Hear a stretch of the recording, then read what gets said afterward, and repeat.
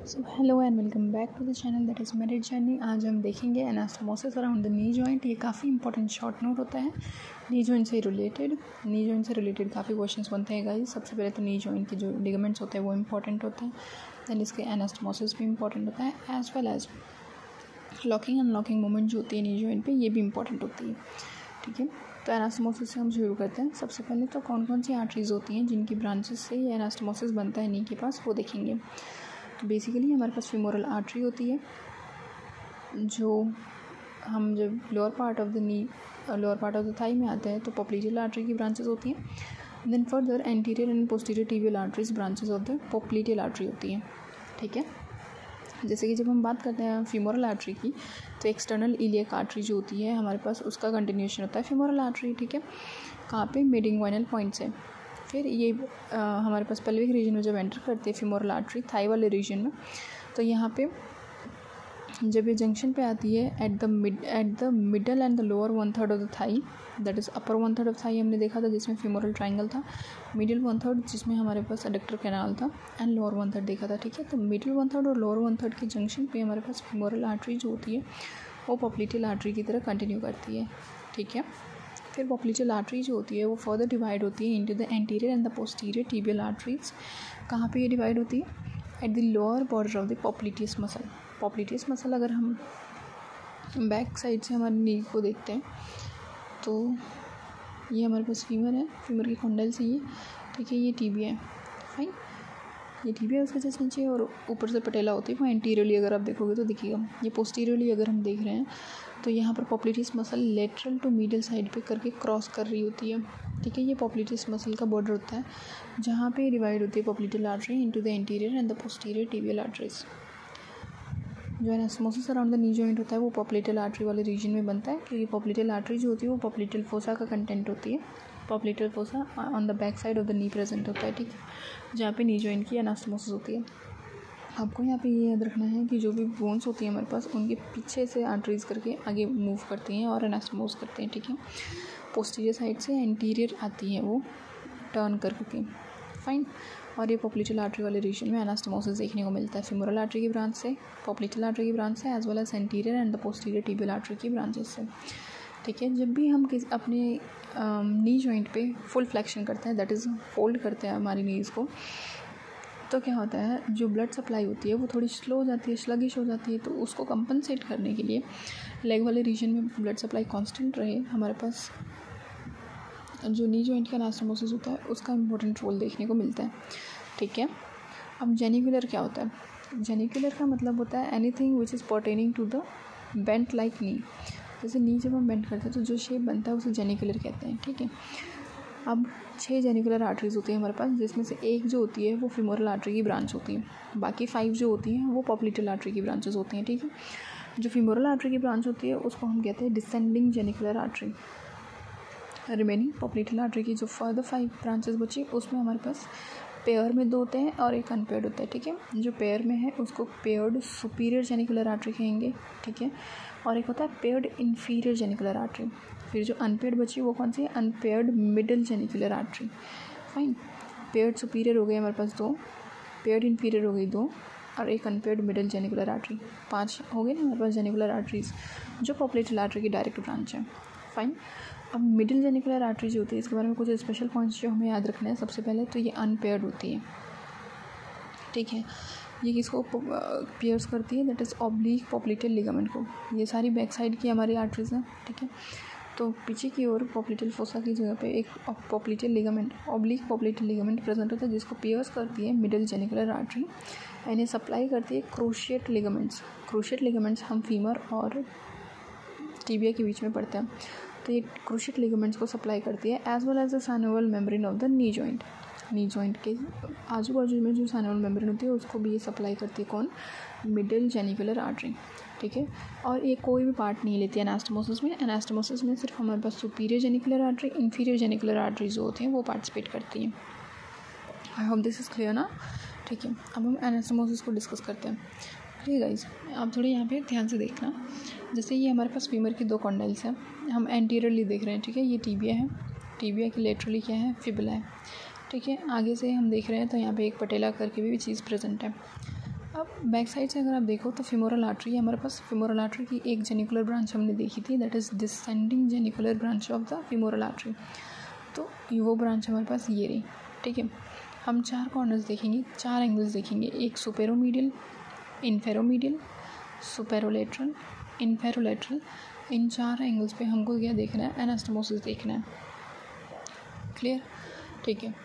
Medial side पे हमारे पास tibial collateral ligament होता है जो फीमर और टीबिया को कनेक्ट करता है, इतना तो पता है। लेटरल साइड पे फिबुलर कोलेटरल लिगामेंट होता है जो फिबुला और फीमर को कनेक्ट करता है, ठीक है। ओके, अब आप ध्यान से देखना। सबसे पहले हम सुपेरोमीडियल साइड से शुरू करते हैं, जहाँ पे सबसे जो हमारे पास फेमोरल आर्टरी की डिसेंडिंग जेनिकुलर आर्टरी है वो आती है, as well as superior genicular artery हमने पेयर्ड देखी थी, ठीक है। पेयर में कैसे है, अब एक मीडियल साइड पे जाएगी और एक लेटरल साइड पे जाएगी। तो ये हो जाएगी जो मीडियल साइड पे है वो कौन सी हो जाएगी, सुपीरियर मीडियल जेनिकुलर आर्टरी, ठीक है। जो लेटरल साइड पे जाएगी वो कौन सी हो जाएगी, lateral superior lateral genicular artery हो जाएगी। फाइन, तो सुपीरियर मीडियल जेनिकुलर आर्टरी जो होगी वो सुपेरोमीडियली प्रेजेंट होगी, ठीक है। वैसे ही सुपीरियर लेटरल जेनिकुलर आर्टरी जो होगी वो सुपेरोलेटरली प्रेजेंट होगी। और इसके साथ एनास्टोमोस करने के लिए हमारे पास फ्यूमरल आर्टरी से डायरेक्ट ब्रांच निकलती है प्रोफंडा फीमोरल आर्टरी, ठीक है। प्रोफंडा फीमोरल आर्टरी जो होती है वो largest branch of the femoral artery होती है। फिर प्रोफंडा फीमोरल आर्टरी की एक ब्रांच होती है लेटरल सर्कमफ्लेक्स फीमोरल आर्टरी, जिसकी डिसेंडिंग ब्रांच जो होती है वो एनास्टोमोस करती है with the superior lateral genicular artery.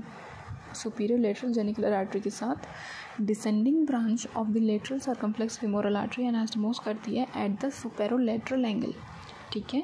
मैं एक बार फिर से रिपीट करती हूँ। हमारे पास नी जॉइंट को ऐसे इमेजिन करो कि 4 कॉर्नर्स हैं, सुपेरोमीडियल, सुपेरोलेटरल, इन्फेरोमीडियल, इन्फेरोलेटरल। इन चारों जगहों पे हमें एनास्टोमोसिस देखनी है।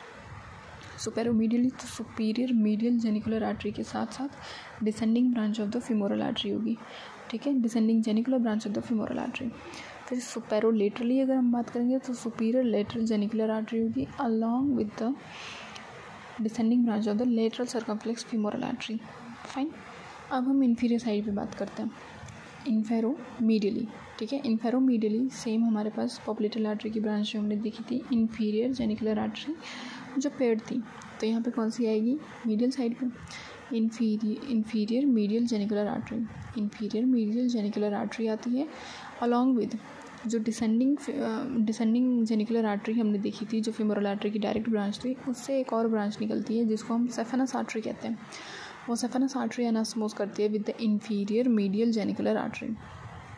इसके साथ कौन क्या करता है, एनास्टोमोस करता है, सेफेनस आर्टरी, ठीक है। सेफेनस आर्टरी ब्रांच होती है डिसेंडिंग जेनिकुलर आर्टरी ऑफ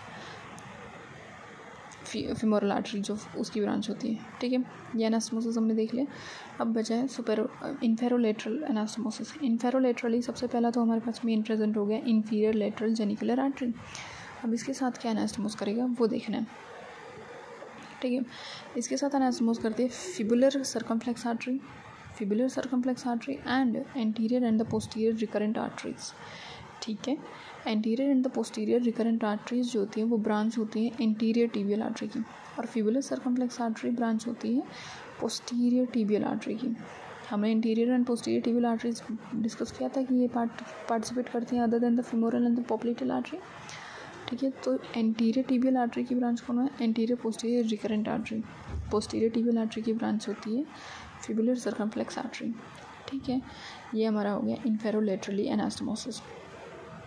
अब इसमें जो मेन चीज़ें हैं कि ये आपस में भी एक दूसरे के साथ ट्रांसवर्सली एनास्टोमोस करते हैं। जैसे सुपीरियर लेटरल जेनिकुलर आर्टरी है वो सुपीरियर मीडियल जेनिकुलर आर्टरी के साथ भी एनास्टोमोस करेगा ट्रांसवर्सली। ये तो लॉन्गिट्यूडनल एनास्टोमोसिस हमने देख ली, ठीक है। वैसे ही इन्फीरियर लेटरल जेनिकुलर आर्टरी एनास्टोमोस करेगा transversely with the inferior medial genicular artery. Fine, अब इसमें कुछ इंपॉर्टेंट पॉइंटर्स ये हैं हमारे पास कि अगर हम बैक साइड से नी जॉइंट को देखते हैं पीछे की ओर से, तो पॉप्युलेटस मसल होती है एक जो लेटरल टू मीडियल साइड पे जा रही होती है, ठीक है। इसके अपर बॉर्डर से अराइज होती है हमारे पास इन्फीरियर जेनिकुलर आर्टरी, ठीक है। इन्फीरियर जेनिकुलर आर्टरी इसके अपर बॉर्डर से अराइज होती है। मीडियल साइड पे जो जाएगी इन्फीरियर मीडियल जेनिकुलर आर्टरी हो जाएगी, और लेटरल साइड पे जो जाएगी वो इन्फीरियर लेटरल जेनिकुलर आर्टरी हो जाती है, ठीक है। ओके। अब जो सुपीरियर जेनिकुलर आर्टरी हमने देखा था वो क्या था कि पोस्टीरियरली मीडियल साइड पे हमारे पास मीडियल हेड ऑफ गैस्ट्रोक्नीमियस होगा और laterally lateral head of gastrocnemius होगा, ठीक है। तो इन मसल्स के ऊपर से पास करती हैं superior genicular arteries, medial side की भी लेटरल साइड की भी। बट जो इंफीरियर जेनिकुलर आर्टरीज होती है ना, वो इन medial head of the gastrocnemius और lateral head of the gastrocnemius जो होते हैं उनकी डीप पास करती है, दैट इज़ उनके नीचे से पास करती हैं, ठीक है। तो अगर आपको इंफीरियर जेनिकुलर आर्टरीज़ को अप्रोच करना है तो सबसे पहले इनको रिफ्लेक्ट करना पड़ेगा। जो 2 हेड्स हैं गैस्ट्रोक्नीमियस के उनको कट करके साइड करना पड़ेगा, तब जा करके इंफीरियर जेनिकुलर आर्टरीज़ एक्सपोज होंगे, ठीक है। इंफीरियर जेनिकुलर आर्टरीज़ जो होती हैं ये आगे कैसे टर्न करके आती हैं, जब आगे आ रही होती हैं तो ये जो fibular collateral ligament laterally present होता है उसके डीप साइड से होकर के आती है, दैट इज़ इसके नीचे से अंदर से बाहर आती है, ठीक है। और मीडियली जो टिबियल कोलेटरल लिगामेंट होता है इसके अंदर से भी बाहर आती है, that is deep to the tibial collateral ligament से बाहर आएंगी। यही चीज़ें मैंने यहाँ मेंशन की है कि इंफीरियर मीडियल जेनिकुलर आर्टरी जो होती हैं ये deep to the tibial collateral ligament run करती है और एंटीरियर आती है, दैट इज़ नी जॉइंट के आगे आती है, सामने आती है। और इंफीरियर लेटरल जेनिकुलर आर्टरी जो होती है वो लेटरली हमारे पास फिबुलर कोलेटरल लिगामेंट की डीप रन करके एंटीरियर हो जाती है in the knee joint. Fine. Inferior genicular arteries जो होती हैं ये पॉप्लिटेस मसल की अपर बॉर्डर से रन करती हैं, ठीक है। So this was all about the knee joint. I hope you guys did like the lecture. ये कंसाइज होता है, बिल्कुल शॉर्ट में होता है। If you did like, stay tuned to the channel. Thank you so much. Like, share and subscribe my channel.